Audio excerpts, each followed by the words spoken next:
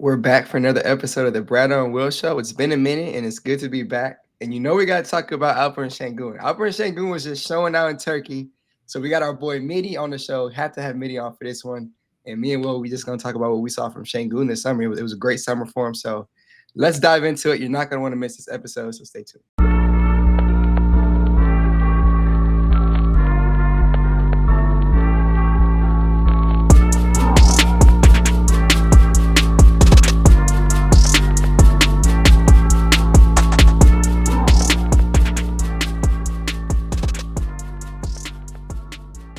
All right, and welcome back to another episode of the Bradeaux and Will Show. It has been a minute since we have been here. It's been a long off season, not an eventful one outside of the obvious Kevin Durant trade and free agency for us, but we haven't really had a lot to talk about this season with the Rockets as compared to previous seasons with the Rockets, which honestly probably is a good thing that it's kind of been quiet this time around. Not a lot of drama or question marks about the team going in. So a lot has changed. Brad, you've moved into a new house now. So congratulations to Mr. Brad on that one. Thank you. Getting calls from my sister congratulating me on the house. So you can take that off too. So I said my boy Midi, you know what I'm saying? We'll shout you out too, man. Started a new job next month. So a lot is changing. I started a new podcast this summer. So a lot of good changes going on, but we're back. We'll be trying to be more consistent this season as well with the episodes. Although I kind of can't promise to you, you probably won't hear from us until like media day after this. But like Brad said, we will be talking about Alperen Şengün and Eurobasket this season. If you guys did not watch Alperen Şengün in Turkey going to Eurobasket, they did finish with a silver medal, which I believe is the first time is that the first one they've ever placed? Second time. Second time. Maybe I'll let you get the stat off. I'm not going to steal it from you. No, you got it. All right, 2021. They got the silver medal. Shout out to Hidu Turkoglu. He led them to a silver medal in 2021. Wow, 2021? No, you mean 2000? Oh, 2001. I'm tripping. Yeah, I was going to say, I was like, Hidu Turkoglu should not have been retired. 2000. Okay, so they medaled in 2001. Medaled again, silver medal now.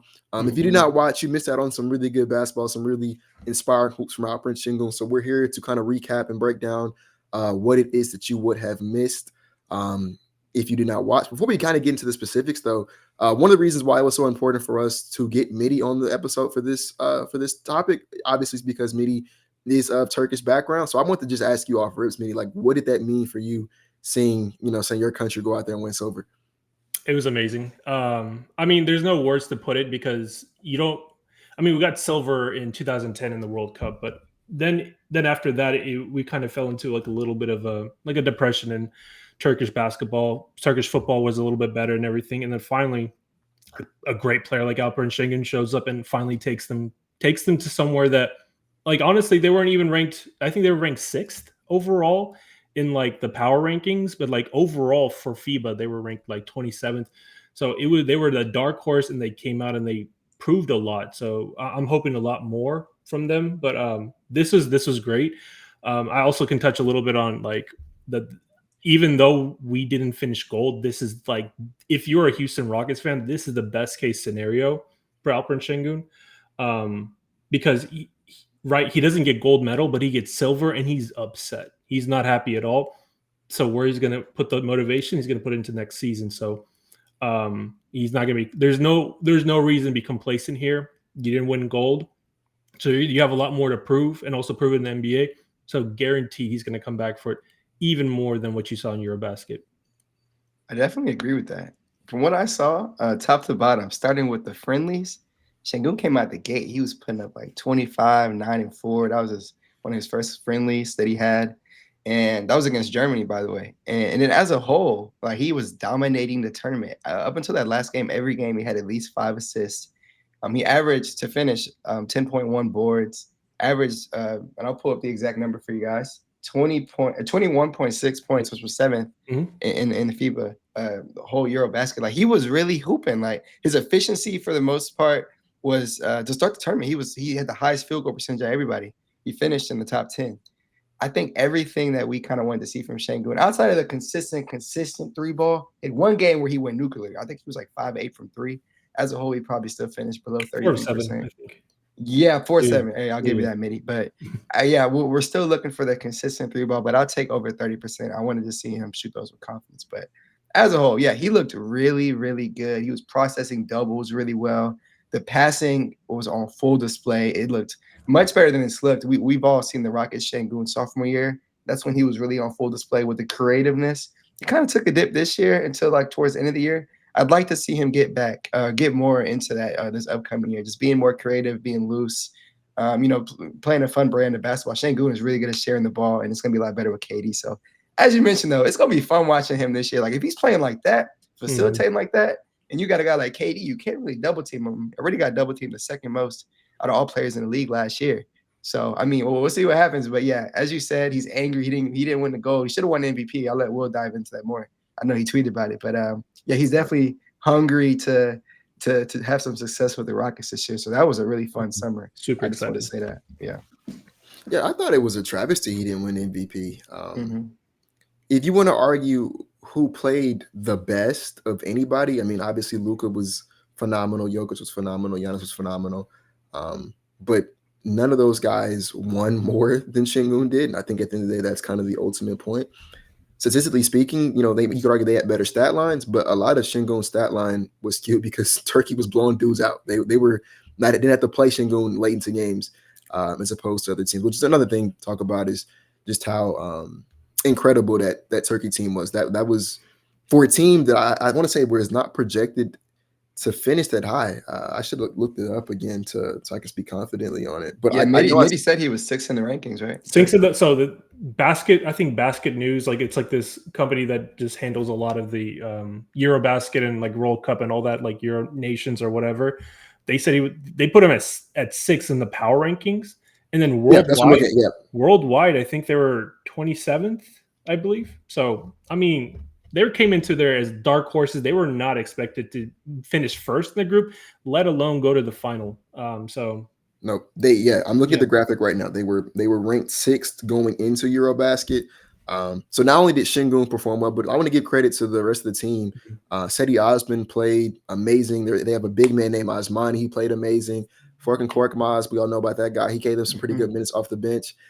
Shane Larkin, it was a roller coaster experience watching him play basketball this summer, but he was there for that team. So they had a really nice roster. I want to make sure we give that roster its love. But Şengün was the best player on that roster that exceeded all expectations. He was consistently winning player of the matches awards after each match. I want to say he won it every game. He had 7 of them, bro. He had 7 of them. Osmani got him in the Greece game. But I want to say every other game it was Şengün. And exactly. That's the most in the tournament, correct? By far. Bro, yes. By far. And so that was my point. It's like his team went the furthest. He had the most player of the matches awards on that team. And then the guy they gave it to, I don't think Dennis Schroeder was the best player on that Germany team, especially in the final game. I think Franz played better than Dennis Schroeder. So I was confused that it didn't go to Şengün, and then I was more confused that if you're not going to give it to Şengün, I kind of think that like Giannis or Jokic, maybe even Luka should have got some love there. And then if you weren't going to give it to them, give it to Franz, who was better, especially in that final game for Germany. They give it to Dennis Schroeder, so I thought that was a travesty. But yeah, I want to speak. I'll pass it off, but I wanted to speak on like Şengün's defensive performance. I think that was just as, if not more, impressive than his offense this summer. That's what I thought too. Like we always think about putting a team build. You need to build a team around Şengün. You need to have like the perfect players, and yes, like every team is like that. You need to have good players that complement your best player. But the way that he's able to dominate on both ends speaks volumes, in my opinion. The way he was able to just protect the rim, but also go and guard the perimeter if needed, get stops.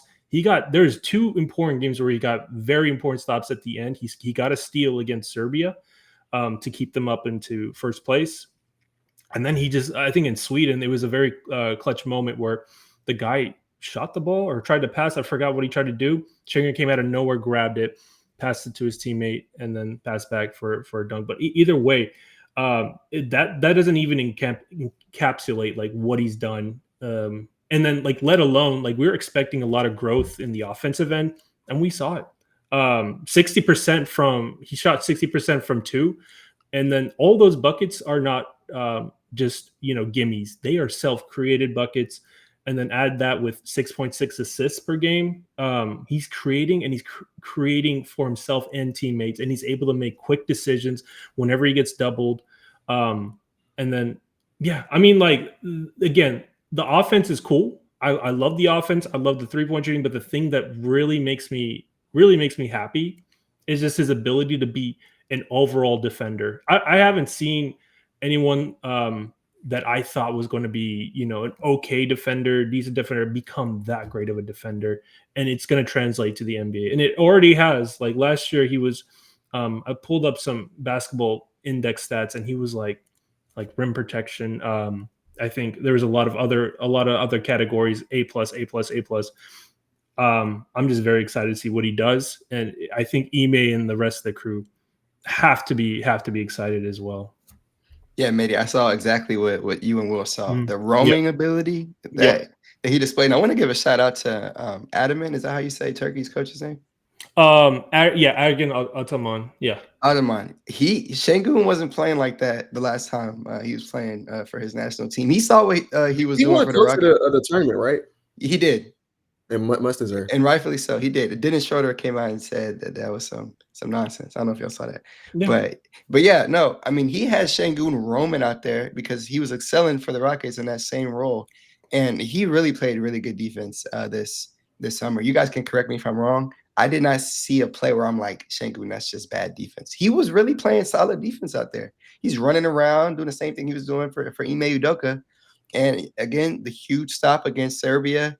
Playing Serbia, like undefeated teams, whoever wins the match. Bottom last 10 seconds, Şengün gets a steal on the perimeter, and that damn near seals the game, right? And again against Sweden, gets the block. It was a block, man. He gets the block, and boom, that seals the game too. So yeah, you got to give Şengün so much props on defense. He made that leap last season, and in change, the efficiency dropped. He was probably exhausted out there. I'll give him this excuse. He was probably exhausted out there offensively, so you saw a dip in efficiency. If that changes this season, I'll erase that excuse. But his efficiency, again, the defense was there, and now the efficiency is back. The game at 59.6% from two through 9 Eurobasket games, which is really, really good. He finished with a 62 true shooting percentage. If Şengün's efficiency is there and he's playing defense like that and he's facilitating like that, and I didn't even mention he broke the all-time record for offensive rebounds in the Eurobasket. He was getting every board offensively. So if he's doing all those things on a team that just picked up Kevin Durant, again, I've said it time and time again, I think this Rockets team will win 60. I'll save it for another podcast. But Şengün is going to be a huge reason that happens. He looked amazing in that tournament. 100%. Yeah. We talk about it all the time, how it takes the general NBA fan a second to catch up to defensive perception, both positive and negative. Guys who are viewed as elite defenders, who may not always be elite defenders, they don't kind of get taxed for not being good defenders until about 2 or 3 years later. And then vice versa, guys who start their careers as not the best defenders don't get credit for transforming themselves into good defenders to about 2 or 3 years later. And I think Şengün is being example of that last one, where he did come into the league with a lot of work to be done defensively. And to his credit, he did a lot of that work. And I think over the last 2 years in NBA and then obviously in Eurobasket, it's become abundantly clear if you watch him play that the days of him being a defensive liability are like beyond in the past. And not only is he not a liability, the guy is a genuine plus on that end. And we talked about a lot of times on this podcast. We saw it in the playoffs this year against the Warriors, where if any team that probably should have made him work defensively, it was the Warriors, and he was passing those tests with flying colors in the highest stage. And so he goes to Eurobasket, does the same thing, made a lot of game altering plays on defense. What continues to impress me the most about Şengün is the fact that when he gets out on the perimeter, he's not dying out there. Like that's the part that's like really, really encouraging to me. And then the fact that he's really good at showing and recovering. We talk about the Greece game. We're going to talk about what made that game so controversial in a second. But in that Greece game, they had a really nice strategy of every time Giannis would come up and get a screen, they would show very high on it and, kind of dare him to pass out of it. And that strategy only works because Şengün is able to show on that screen and then sprint back to his man. And credit to the coach of Turkey's team and then his teammates, of course, because even in those examples where Şengün could not get back, they were tagging the roller and letting Şengün sprint out to the shooter. So they had a really nice game plan, but bottom line is that does not work if the guy showing on the screen is not mobile. And that was Sengun more times than not. And so like just being able to move his feet, showing us screens, get back to his man, like stuff like that is special. And when you have somebody who is as gifted of a scorer, we didn't talk about this, throughout the entire tournament, Sengun was never allowed to play one-on-one. It did not matter what opponent they played, who was guarding him. Sengun never got to play one-on-one. There's a graphic where he has like 4 guys guarding him, and the 5th guy is like staring at him. Like Sengun did not get to play one-on-one at any point in time in this tournament. And so you have a guy who, if you don't double team him, it's an instant bucket. But then when you do double him, he's finding the kick out, he's finding the cut. He made those reads to Cedi Osman cut into the basket multiple times throughout the tournament. He found Osmani for 3 more times throughout the tournament. Just full display when it comes to the playmaking bag. And then you factor in the fact that guy's also a real plus on the defensive end. I mean, you talk about a really special player there. And so, yeah, there's that. I did want to throw out there before we kind of keep moving that he did in this tournament, for those who don't know, he did dethrone Giannis Antetokounmpo. He did dethrone Nikola Jokic, Kristaps Porzingis, probably some other NBA players I'm forgetting to mention, but he dethroned some bad individuals, man. So shout out to Sengun, shout out to Turkey. And to add on to what Will said, and it looks like Midi was going to say something, so I'll give it to my guest. Okay. Go ahead. Yeah, I was going to say just one last thing on the defensive end. We usually talk about, you want at the 5, you want the best rim protector. You want some guy that's going to always be there to block and just be your kind of deterrent from the rim. But in those cases, in the playoffs, we learned that a lot of those traditional rim protectors get exposed. Because they can't play any other sort of way. When you have Alperen Şengün, he can protect the rim at time, like not necessarily at the most elite level like Rudy Gobert or Anthony Davis, but he's one of the best show and recovers. He can do a lot of all around defense as well, and he helps his perimeter. He helps his perimeter guards by being able to switch onto the perimeter guards and help with that. And in that case, that is why he's a more valuable defender sometimes than those rim protectors, because they're only there for one use case, which we already have on the roster. We have Clint Capella. Will might disagree. We have Jabari. No. I'm not disagreeing with you. I made that face because you said he might be. I think he is. I think No. he is more valuable. No. I was going to say Jabari. Oh, okay, no. So Jabari does help with rim protection. You have Clint Capella and you have Steven Adams as well. And also Amin Thompson. All those players combined, and I've said this before, a lot of people can disagree, but rim protection isn't necessarily covered by one position. It's covered by everyone that's available at your arsenal. So everyone that's on the court, whoever it is, you want the most switchable defense possible and the most versatile. That is what gets you the number one, the best defense in the NBA, and that's what gets you wins, honestly. Yeah, Midi, you're 100% right. And the more you talk about Sengun's defense, the crazier it is. And I already knew it was crazy that he just really took that leap last season. Like, no one could have thought that. The whole discourse the season before was like he's going to get played off the court in the playoffs, and that just didn't happen.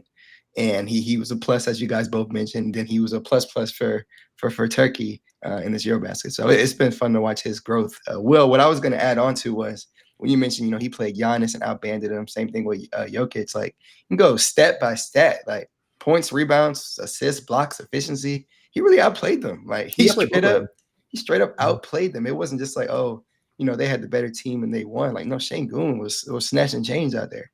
23 years old, carrying his team on his back. Like, the whole team played really well. Don't get me wrong, but Sengun, if he was going to win that gold medal at 23, Will said it, I said there was going to be some conversations. So, Serbia, Jokic's team was ranked number 1. Yeah. Germany was ranked number 2, and honestly should have been ranked number 1. I think Jokic tax was kind of boosting Serbia because Germany's kind of unfair. And then Greece was ranked number 4 with Giannis. So it was 3. France, I'm assuming.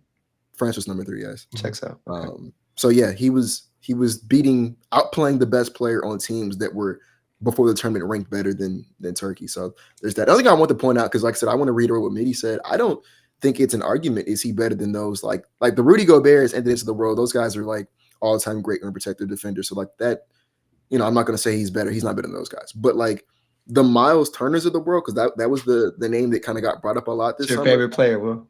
No, not like Miles Turner, but he got brought up a lot, and because he is a guy who shoots, I think he shot borderline 40% from 3 this season, and then we know he averaged a lot of blocks. But I mean, maybe y'all might get crucified for saying this. I don't think he's a better defender than Sengun. I don't. I think that just because you average a higher number of blocks does not mean that you're a better defender. Sengun is a lot more mobile, which means you can employ a lot more defensive schemes with Sengun.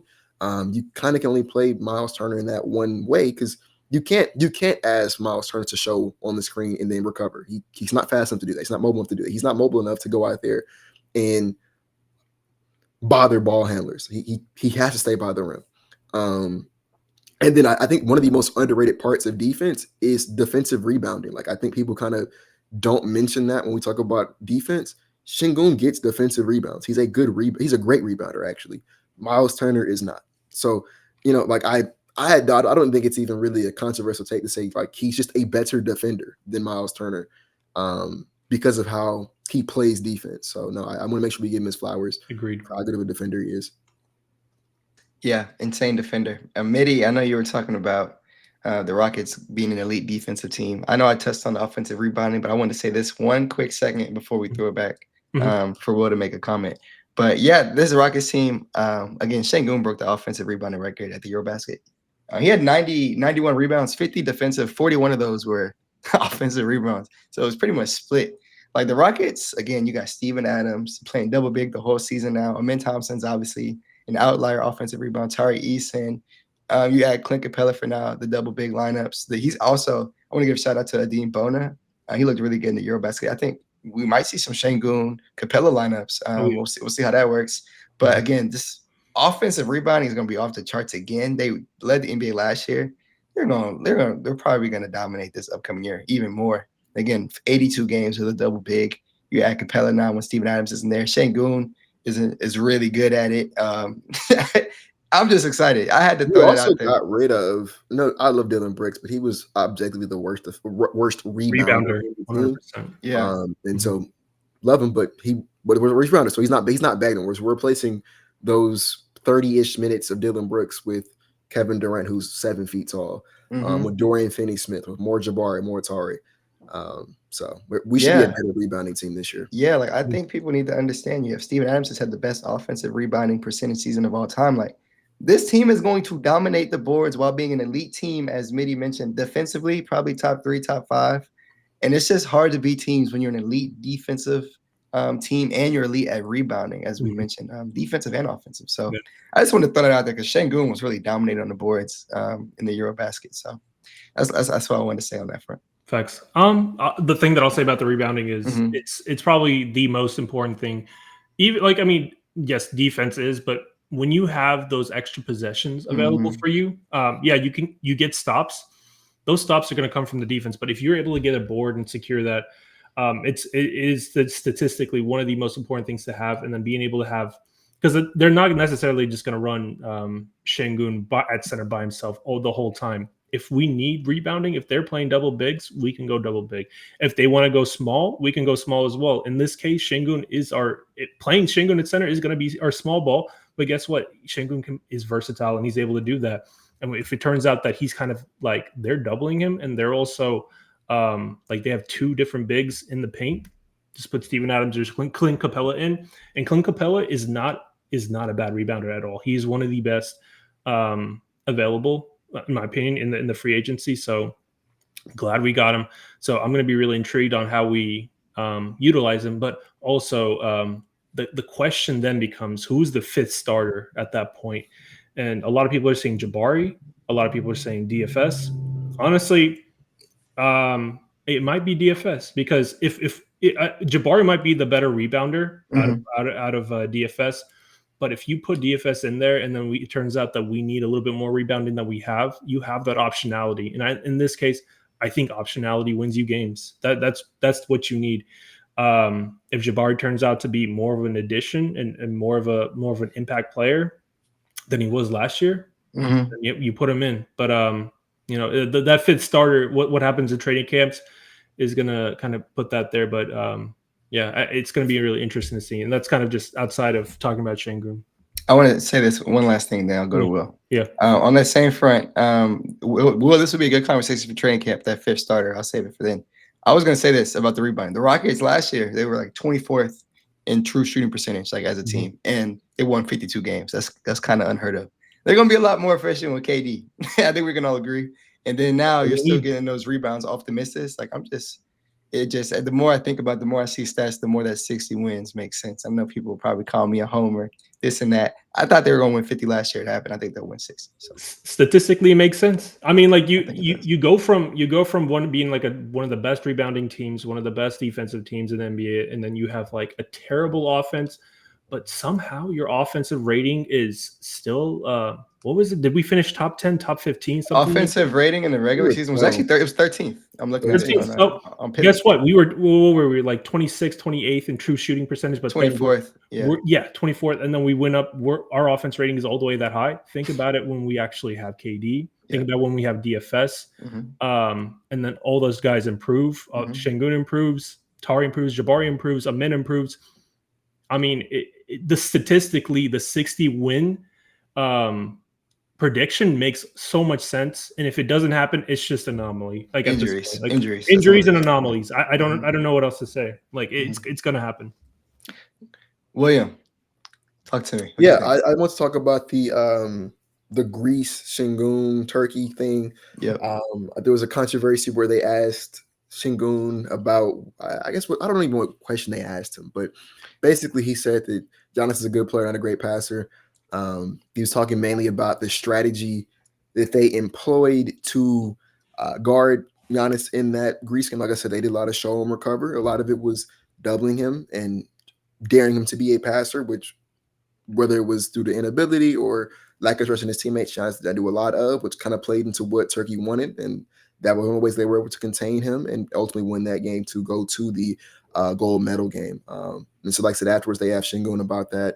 Şengün said he's not a great passer, started a bunch of controversy, kind of got out of hand. Some families were threatened a little bit. But today, both Şengün and Giannis both kind of quieted the beef down. A little, beef is in quotation marks here, man. But yeah, they both posted on their Instagrams today, kind of squashing whatever misconceptions were there. It's all love between those two guys and love between those two countries. So, I just want to blow that out there. Mitty, before we go to you, it was even deeper than that. And Will, I think they just asked him what was the game plan around stopping Giannis. And Şengün should have just said, "Hey, he's a great player, but we just wanted to force." I think it's a language barrier thing. Yeah, that's what he wanted to say.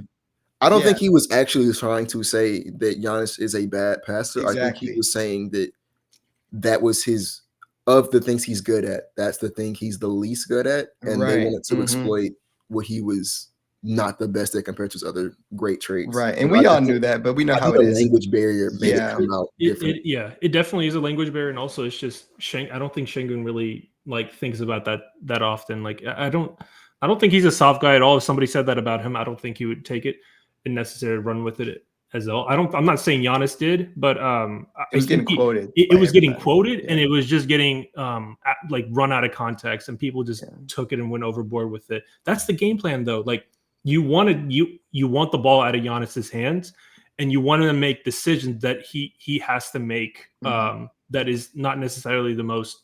In that case, Giannis does get a lot of assists. But that's not necessarily his biggest strength is being able to kick out after something like that. So they forced him to do that. That was part of the game plan. It's just a communication barrier. That like Will said, that's literally it. Yeah, I was gonna say, and even on that front, you live with Giannis scoring 12 points on 6 of 13 shooting. Correct me if I'm wrong. That's what it was. You live with that. That's what Şengün meant by that, and that being their game plan. But I was gonna say with the the beef and what was going on, I think it was a lot deeper than that. And I want Mitty to dive in on that specifically because after the win against Greece, Şengün put a caption about the C, and I'll tell you, I have no clue what that means. And then I saw I don't know what Giannis was live on, but people were spamming the Turkey flag, and he was like, "Man, get that flag out of here." Yeah. And today, they both, collabed on Instagram, and we're like, we apologize. We were united and all this stuff, and that was great to see between those two players. But I was gonna let Mitty, I'm sure he's Turkish, he probably knows the background of what was being said. So not obviously not basketball related, but just really quickly I'll dive into it. 100 years ago, I think Greece invaded Turkey to take back some of the land they had when they were called the Byzantine Empire, and the Turkey at that time lost World War I, so a lot of the land was partitioned and stuff. Anyways, Greece invaded, and then Turkey Turkey kind of quelled the invasion. They were able to protect their land and basically kick the Greek soldiers off. And that's kind of what he was like alluding to. I forgot the caption, but I think he posted also a picture of a Turkish general and stuff. And a lot of that stuff was tied to that. I don't know why, like, there's no need to do that, but yeah, there's a lot of history between those two folks. Also, there's a lot of arguments on like who started what is what. A lot of stuff that doesn't even necessarily even need to be brought up, but there's a lot of history between Greek and Turkish people. But it's always I'm so happy I saw that Greece, the Giannis and Şengün were able to kind of quiet that and understand that there's a lot of bond between them. For sure. Yeah, Şengün is not the type of player. Again, I've met Şengün numerous times. He's not that kind of person. He's not malicious. So that's how I knew, again, when he made that comment about the passing, it's not what he was trying to do. Obviously, communication varies. So, and again, with the posts, I'm sure it was no malicious intent, just probably wasn't thinking about it in that manner. So, yeah, as you mentioned, definitely all good between those two. They showed love. And I've said this before. I kept track of every superstar who was commenting on Şengün, the past few years. Giannis was the first player, go back to 2021 in December, after those two teams matched up. Giannis straight up said Şengün, really good player, sky is the limit for him. He was the first superstar to show love to Şengün. And they've been cool, ever since. They hug out every game, All-Star game, all that good stuff. So again, as you mentioned, so there was love between those two players. Miscommunication is good to see that they made up. For sure. You ready to get into this question and answer we got? Let's do it. Let's do it. So I did ask y'all on Twitter for some couple questions, some quick ones that we all wanted to answer on the podcast. So I kind of bookmarked some of the ones y'all came up with. The first one is, do we expect any moves from the general manager? And if so, who do you expect to come to Houston? So let me go. This is kind of the easy answer, though. I say no. Fun fact, I think Pat Bev was talking about he was getting worked out by the Rockets, but we don't have any cap space. So I don't think the Rockets are going to make it. So basically what it is, they can't sign anyone without going to the first apron. Exactly. Right? They could. Because we have a roster spot, right? They're at 14. We do. Yeah, so we have a roster spot. So you technically could. You have a roster space for somebody else, but the problem is the second you sign a vet man, puts in that first apron, and they're trying to stay out of it. So, and I they're believe probably not going to add anybody before. Let me rephrase that. Anybody on a guaranteed contract. They might do some two-way stuff. Yeah. But that guy's obviously not going to play. Yeah. So yeah, that's just kind of how I feel about that one. I don't think. I think so. You can go into the first apron by signing a vet min, but in this case, you don't. There's no need to. There's like any other thing. I think you could sign somebody in free agency or whatever, and still like you're not able to do that even if you want to go over the first apron or whatever. If you have a minimum, you can, but again, there's no need to. So like if you want to keep that versatility there for other moves as well. Anybody else anything about that? Ready? All right. The next one was, will Ime trust Reed this season? And he asked, will he get 20 minutes per game? This is. I should have shouted out people who said the first question came from Robert_Carter too. Shout out to you. And then this question was from @TheWorldEntire on Twitter. Brad, what do you think about that? You said my fault. My dog was barking. My girlfriend just came home. You said, is he going to get 20 minutes? Is that what you said? Well, the first part was, will Ime trust Reed this year, and then give him 20 minutes per game? Well, yeah. See, that question depends on Reed Sheppard and only Reed Sheppard alone. They have thrown a lot of eggs into that basket. Stone has said that many times. There's a reason they only have 4 point guards on the roster. They're giving the keys to Reed Sheppard. You got to put stock into your third overall pick. We saw what he did shooting-wise in college, and that's what this Rockets team needs. They need shooting. It wasn't the best, of course, summer league from him. We did see some stretches at the end of that third quarter, that first game where he just was lights out. That's what the Rockets want to see this upcoming year. And if he's balling like that, he's hitting the three ball, again, defense first. If he's playing some defense that keeps him on the floor, then yeah, we'll see Reed for 20 minutes tonight. But if he's not playing like he deserves 20 minutes, we're going to see Aaron Holiday. So I think that's all it comes down to. He's got to earn it. The Rockets, again, there's a reason they got rid of Cam Whitmore, reason they got rid of Jalen Green. They're not playing around anymore. They need basketball players that actually, produce consistently. And if that's not gonna happen from Reed Sheppard, then he's just not gonna play. So I think it's all about consistency. If for me, I think Reed is going to start off he might start off good or bad, but it's going to be a roller coaster for Reed because this is his first time where he has a lot of responsibility and to a team that's like has championship expectations. And again, like statistically, he should be okay. He should be a good player, but the thing that you can't count is how he feels and how confident he is, because I think it is a confidence issue with Reed. There's games that he just lights out. He can shoot in practice, everything, but when he gets to the court, everything just changes. The one thing though I'll say is it's a small sample size. Like the whole thing with Reed is it's a small sample size, even his time at Kentucky. But it's essentially like he's been defending really well at Summer League. And I think he's gotten some muscle, so we'll see what happens. But the only question mark that I have of this season is literally Reed Sheppard. If that hits, the probabilities of a championship are even higher. Especially 60 wins. Yep. Mm-hmm. Go ahead, Will. The next question is from, I'm going to mispronounce your name, man. I'm so sorry. Don't even say it then. Mahi, that might be how you say it, at MAIHI 24. He says, what sort of season are you expecting from Reed this year? Has a chance to get some rotation minutes with the current or simple roster. Kind of a similar question. Same thing there. It kind of just depends on what happens with Reed. Is Reed ready to break out? Which I think he will be. I think this will be the year that we see him kind of take that step forward into rotation minutes, but it is on him. I think his path to go back to the last question, like 20 plus minutes.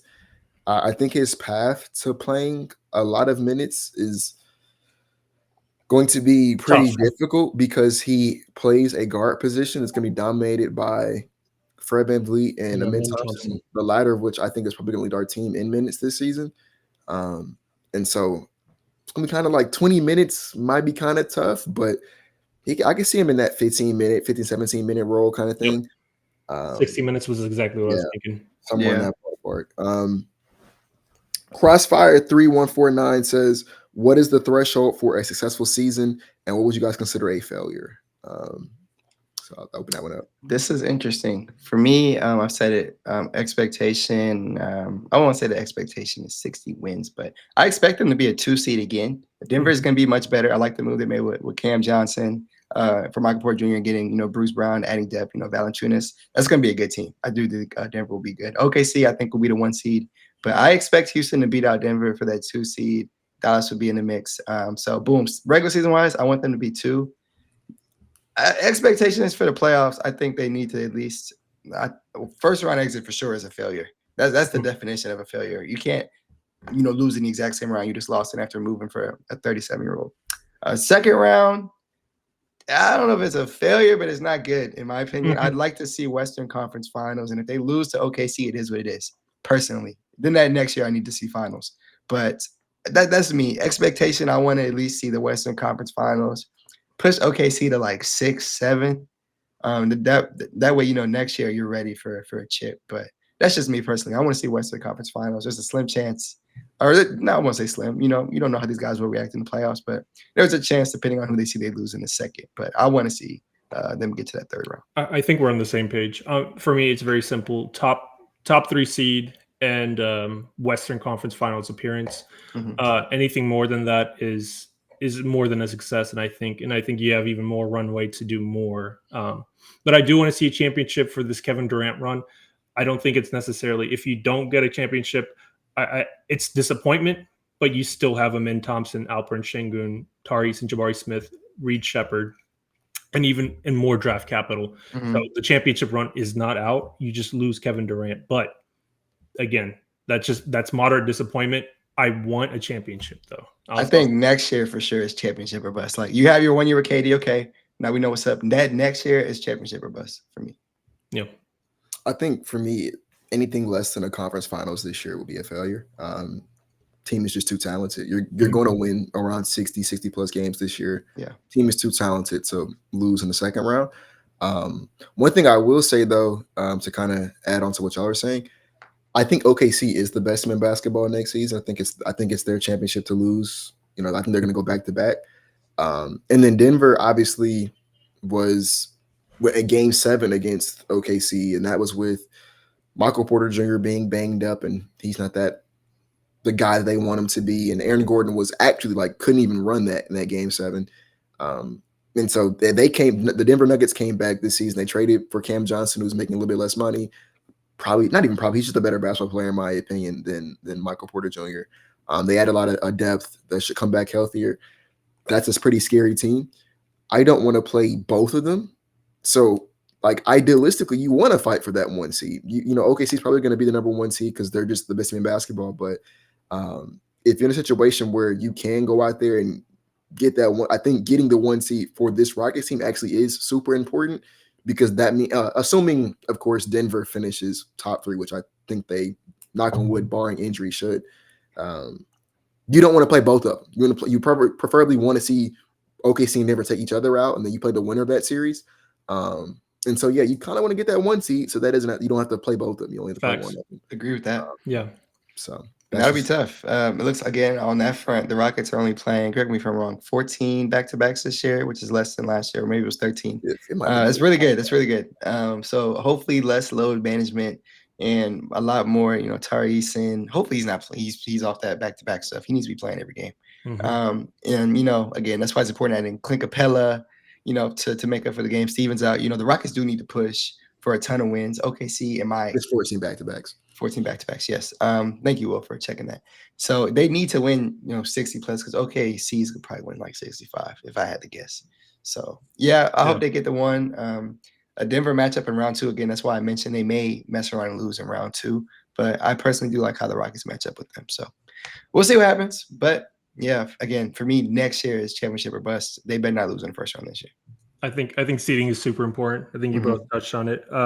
Getting the first seed is almost might be one of the most important things you can do, because then you won't have to see any of them until the semifinals. Yeah. The worst thing you can do is probably get 4th seed, and then you have to match up with whoever's first. In this case, it's probably OKC. Yeah. But so yeah, top 3 seed, preferably first. But Western Conference Finals appearance has to be a must, in my opinion. The next question comes from Benedict Sturek. Hope I pronounced that name right. He said, "Ask, will the acquisitions of DFS, Josh Okogie, and even KD plus Capella stipend the minutes of Tari?"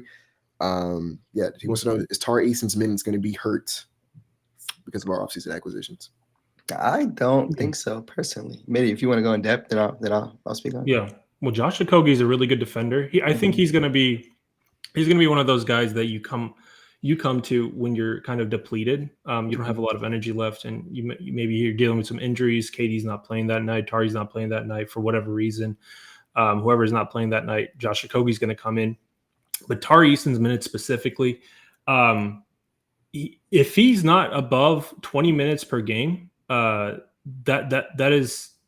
I don't think that's necessarily good on Tari Eason's side. I think he's going to improve. I think he's going to improve a lot. He's a little bit older than most of the young core, but I'm hoping for more than 20 minutes, and I think he's going to get more or less the same as Jabari does. Jabari and DFS and Tari, I think they will be very similar in minutes. If one of them drops below a certain amount, it is most likely because they're not performing well. But again, when you add someone, I think you mentioned the person mentioned Clint Capella as well. Correct, he did. So Tari Eason plays like the 3 or 4 at times or whatever. But if they need to go double big, they're probably just going to put in Steven Adams, and then even then, you still need to have Tari Eason, and Tari Eason can play in those minutes as well. So again, those 3, DFS, Jabari, and Tari, will have minutes very similar. If any of them drops below 20 or drops below kind of the herd, they're probably not performing well. Yeah, I was looking at the minutes Tari played in the playoffs. 25 minutes tonight in the regular season, but 19 in the playoffs. So, I mean, I'm kind of going off that playoff sample. The Rockets are going to be running double big a lot more with Adams. So I think that in itself is probably going to lower Tari's minutes. But it just depends on how you're playing. Ime Udoka likes to ride out the hot hand who's playing well for him. And this is a very deep Houston Rockets team. I don't necessarily think Josh Okogie will take those minutes from him. I think Okogie is a play when you're kind of missing somebody in that lineup. So it'll depend on matchup. If they're playing a big team and they want to dominate going double big, or if they just want to go double big for the heck of it, it doesn't matter who they're playing then. in that case, you'll probably see a dip in Tari's minutes, especially with the Kevin Durant acquisition. But he may see a dip, but at the end of the day, Mitty, you mentioned it. He did not get that contract yet. That may change, but I think he's going to come out there with an edge. He's going to come out there with an edge. He's going to be better. He's, again, needs to be playing those back-to-backs. All those things considered, I think we'll see a very hungry Tari Eason, a guy who was, again, second in the NBA in steals per game and like deflections in the game behind Dyson Daniels before he got hurt. So that's the guy I want to see this upcoming year. Facts. I don't think Dorian Finney-Smith plays rotation minutes this year. I think a lot of people were kind of. Did you mean to say Josh Okogie? I said Dorian Finney. I would say Josh Okogie. Thank you for correcting me. I know you will. I got real quick, just so people don't think I'm hating. I actually think Dorian Finney-Smith should start this year. So right, that's why I knew you. I meant to say Josh Okogie. Yes, I think Josh Okogie will not play much rotation minutes this year, if at all, barring injury. I think he was signed more as like a depth piece, rotation piece, because I'm gonna be honest with you, I'm not sure he's ahead in the depth chart with like Jay Sean Tate. So yeah, like they're his path to getting minutes is pretty. He also plays like just a very stacked position, right? We got KD, Amin, Tari, Bari, DFS, Tate, Jeff Green. Even I think he can still go out there and give you some minutes. So like, he's not gonna play that much. And then I think Capella. I think the Capella minutes, it's going to be interesting. I don't know how they play Capella, but if I had to guess, I'd imagine Capella does not play every game. I think he's the kind of guy who back-to-backs, or if we want to load manage Steven Adams, he'll play a lot in those scenarios. Because even if you want to go double big, you don't really, it still doesn't open up that many center minutes just because of how heavy our wing depth is. I don't know how we get in Capella consistently. So no, I don't think he plays that much. I think Tari Eason is still going to be one of the highest minutes per game guys on our team. I think in terms of guys who come off the bench, even though, maybe who knows, maybe he might start. But in terms of coming off the bench, I think he would be behind only Steven Adams in minutes per game. So he would be like the de facto seventh man.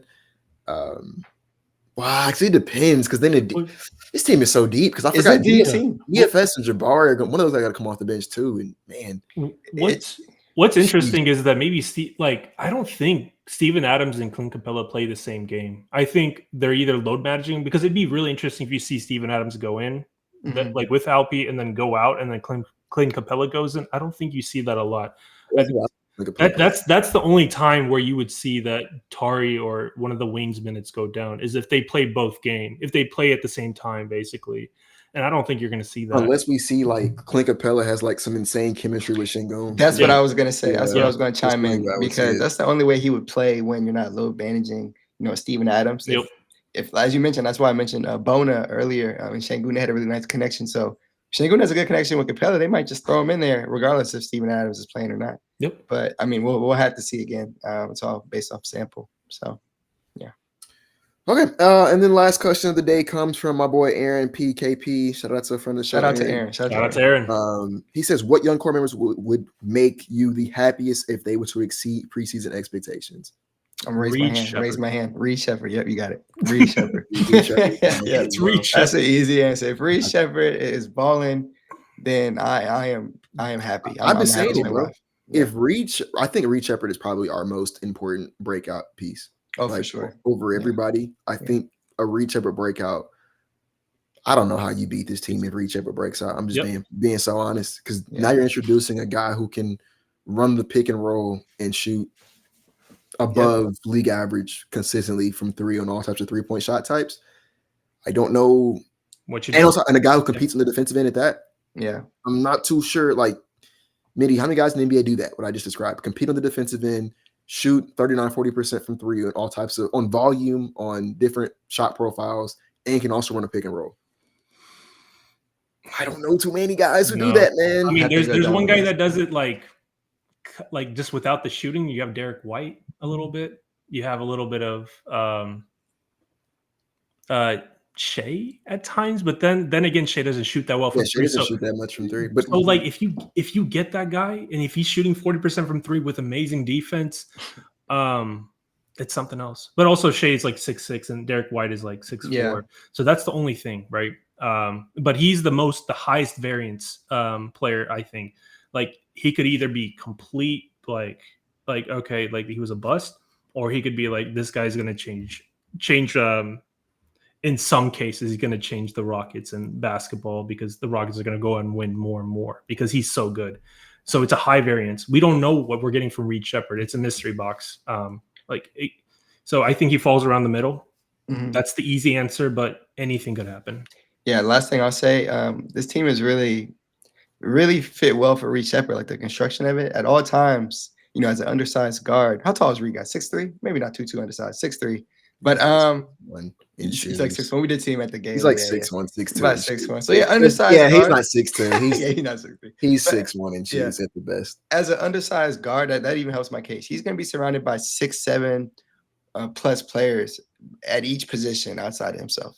So there's a ton of length outside of him on the court at all times, and that's going to help him a lot. Shooting's going to be better around him. Yeah, if he's performing, he breaks out. Again, I've said this team will win 60. That's not even really considering a Reed leap. So if he leaps, then we'll talk about that 1 seed for sure. Mhm. So that's what I hope. If he's balling at a different level, I'm happy. I'll say this because no one's gonna say Jabari.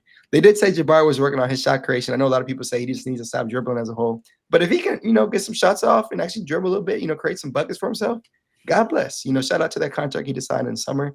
And that would be really nice to see. And in that case, he'll probably come off the bench and get more looks when KD's not, taking the ball. So. He absolutely has to dribble. I mean, like if he just plays his role, that's awesome, and he can do it well. I believe that he at some point in his career he's going to shoot like 37-38% from three. I agree.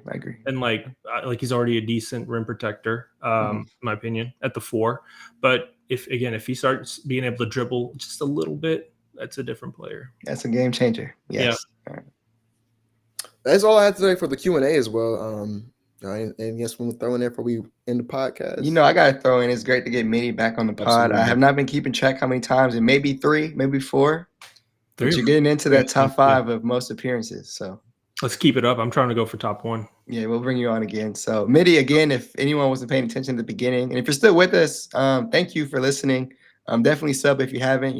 Will and I, we've talked. We're going to be dropping like 2 times a week this upcoming year. It's going to be a fun year, as we all know. So definitely sub if you enjoyed today. And if you enjoyed listening to Mitty Data, I just kind of plugged them up. I was going to let you plug your stuff, and especially your website. So do that as well so people know where to find you. Appreciate it, my guy.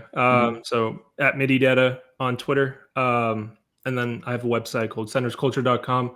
And I do have another website coming out soon. So, and then I did not know that. I did not know that. Yeah. Okay. Getting out of the loop, man. What's going on? I'm out of Well, the also congrats on the house. So thank you, bro. Congrats on the house, man. Did that pop up? That does. Let's shout out Centers Culture real quick, man, because this website is like insane. If you have not used it, I did not know we could share screen on here. We need to do this.